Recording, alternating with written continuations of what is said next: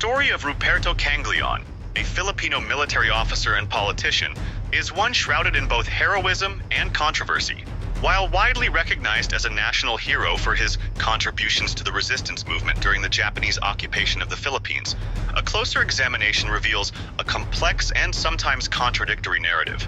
This feature delves into the life of Kangleon, exploring the conflicting accounts of his actions and the lingering questions surrounding his wartime experiences. The narrative begins in 1942, with the outbreak of World War II. Kangleon, then a lieutenant colonel, commanded an army detachment in Moncayo, Davao, when General Wainwright issued the order to surrender to the Japanese. This is Lieutenant General Wainwright. Subject, surrender. I decided to accept, in the name of humanity, his proposal. You will therefore be guided accordingly, and will,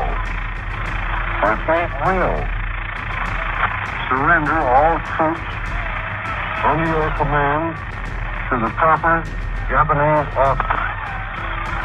Kangleon faced a choice: escape and continue fighting or surrender. He chose the latter, citing the necessity of following orders. However, many of his soldiers refused to surrender and sought refuge in the mountains with the Aita people. Kangleon's actions went beyond mere compliance with orders.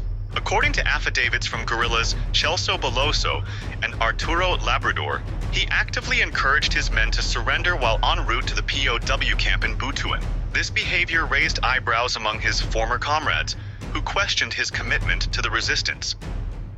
At the Butuan camp, Kangleon's closeness to the Japanese authorities became apparent. He was granted unusual freedom to roam around the camp, and, at the urging of Japanese officials, he retraced his steps from Davao to persuade remaining soldiers to surrender. This behavior, coupled with his appointment as a Japanese Bureau of Constabulary member while in Butuan, further fueled suspicions about his allegiance.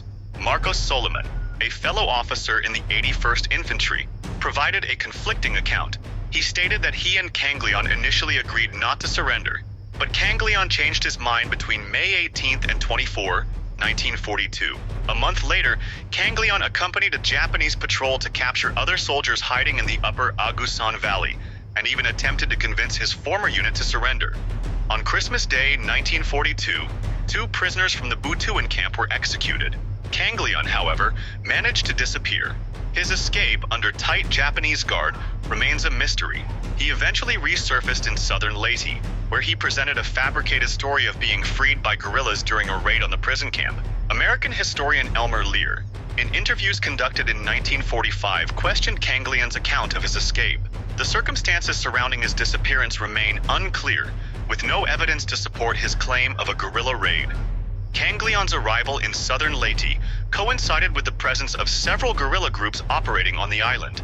The Japanese had established a network of informants among the civilian population, but their intelligence gathering efforts were hindered by the guerrillas' deep resentment towards them. Kangleon's area in southern Leyte was relatively safe from Japanese patrols, making it a strategic location for American personnel, arms, and supplies. The Americans had established a Coast Watcher network to gather intelligence on the Japanese.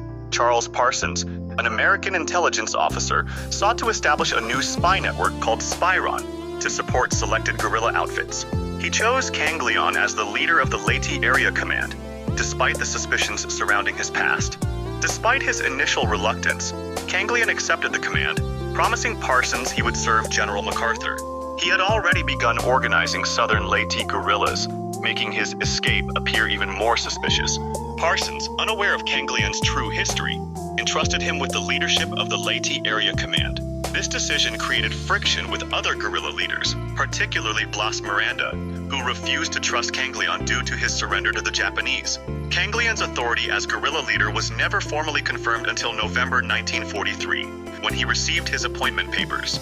He quickly consolidated his control over southern Leyte, but his relationship with Miranda remained hostile. Ruperto Kangleon's story presents a complex and controversial figure in Philippine history.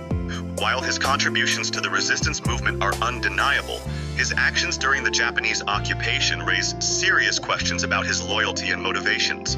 The conflicting accounts of his surrender, his close ties to the Japanese, and his mysterious escape continue to fuel debate about his true character. Kangleon's legacy remains a subject of ongoing discussion and research. His story serves as a reminder that even national heroes are human beings with complex pasts and motivations. It is essential to critically examine historical narratives, especially those involving figures like Kangleon, to understand the complexities of wartime experiences and the challenges of reconstructing a truthful account of the past.